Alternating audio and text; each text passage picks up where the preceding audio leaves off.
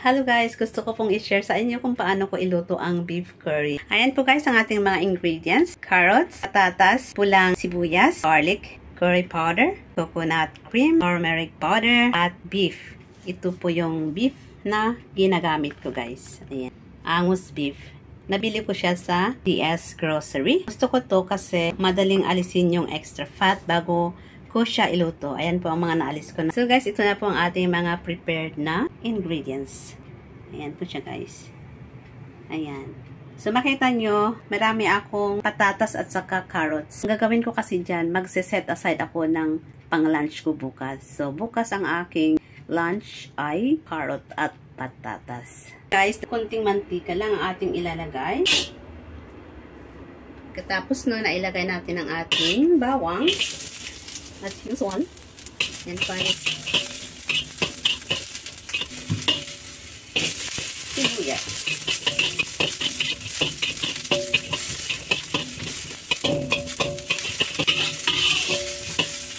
Beef.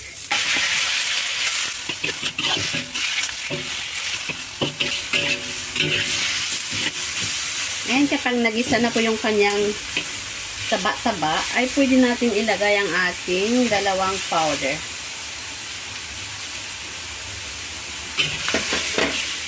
Hinakan ang apoy.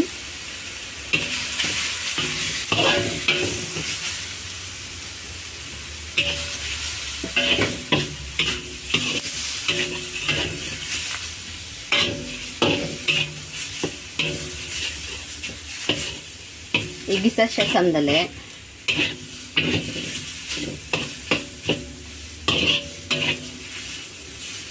Kailangan iwasan siyang masunog at lagyan ng tubig.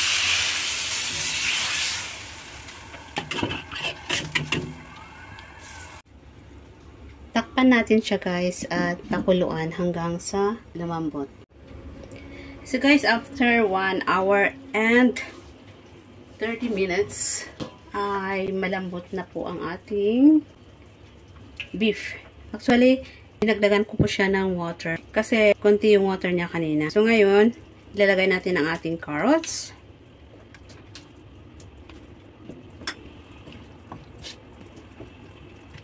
Yan.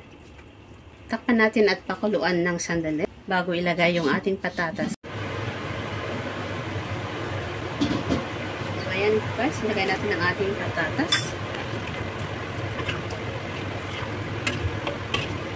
So, ayan po guys. Lumabot na po ang ating patatas at ating carrots.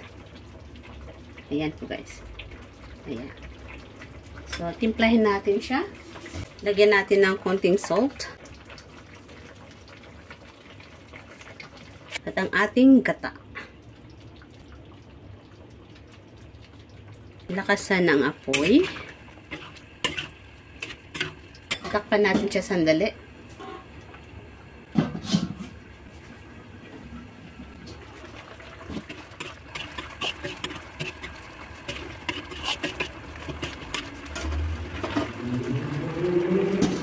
Ayan po guys, ang ating finished product.